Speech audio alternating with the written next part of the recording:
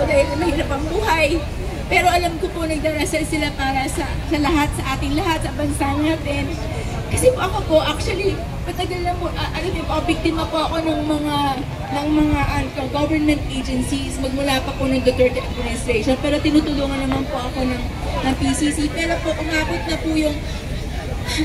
na po hanggang ngayon po yung kaso po, is about the bank, against the bank. Anyway, ito po yun. Marami po kasi ng mga biktima ng mga bangko, maraming mga na hindi na ilalabas dahil po para po mabait lamang po ang pinapalabas ng mga like 888 Complaint Center, BSP, PAW, lahat po yan. Pag sinabi ng bangko, lilituhin na kayo, hanggang sa akala nila malilito kayo.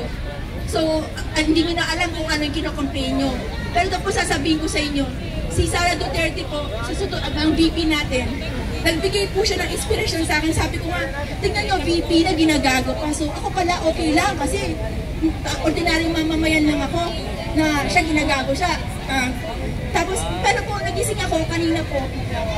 Sabi ko, teka lang, VP nga, siya ba siya ginagago? So, ganito nangyari po. Parang deja vu po kasi po si Jinggoy Estrada po, Senator Jinggoy Estrada, tinanong po niya isang general, I think tinatalaga pa lamang na general, tinanong niya, ikaw ba, sino ba ang didepensahan mo? Di ba ang konstitusyon? Sabi po nung general na tinatalaga pa lamang po, tinatalaga pa lamang, siyempre po konstitusyon. Mas magaling na klaro tayo dyan, na ang iyong loyalty sa konstitusyon. Kung ako lang po ay nandoon, sabi ko, wala po kasi tayo po lahat matatalinong tao, wala tayong lugar para magsalita. Gusto ko nga po gano'n, bakit wala tayong parang forum gano'n, parang, parang wala po. Opo, wala pong venue. Kaya po ganito po, pasensya na po, medyo mahaba kwentuhan, pero ano nangyari po is like this. Para po deja vu, gano'n din po kasi yung tinanong ni Marcos yung President Marcos kay Ver. Sigurado ba tayo ng ating mga militar at kapulisan ay nasa ating sa ating hanay? Ang tanong ko po sa inyo, ang tanong ko po sa mga militar, sa lahat ng mga nasa pwesto, lahat po ng makapangyarihan dyan, nilagay po kayo dyan para pagsilbihan po itong mga taong nandito. Hindi para pagsilbihan ang pangalang Marcos at lahat ng mayayamang nakaupo ngayon. Kami po ang mga nagpaupo sa mga tao na yan. Lahat po yan.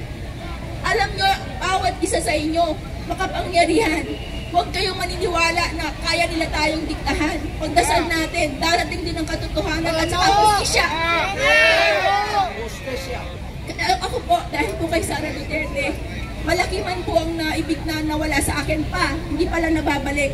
Imagine mo po, BSP po kinakampihan ng bangko laban sa mga tao, Pilipino, at kinakampihan din po yan ng PAW.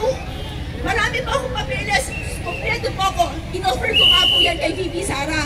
Sinabi ko, ma'am, kung kailangan nyo po ng mga pruweba na kailangan po ng mga tao po na mga nagdagago sa mga corruption in the government, handa ko po i-share sa inyo yung mga dokumento ko, okay? Aralin nyo muna po, pero ito sasabihin ko sa inyo, sa inyong mga ginagago dyan, okay na po na magsalita kayo, magbigay kayo ng tulong sa dito po, venue po ito.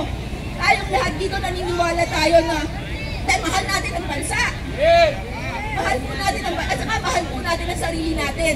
Kung ginagago tayong ganyan, tapos nakatungulan tayo, ay naman po, sayang naman po yung buhay natin. Ano po, mayaman po ang bansa natin. Tama po si VP Sara. At saka po takot ang mga tao na yan sa mga kagaya natin. Sara Duterte represents the Filipino people na may puso. She's very candid.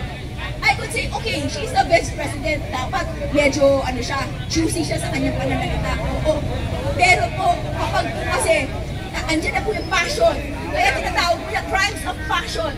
Lumalabas na po lahat ng hindi mo aasahang salita. Ako po, kung ako nga po si VP, baka mas masahol pa po, pero I'm nobody compared to VP Sara.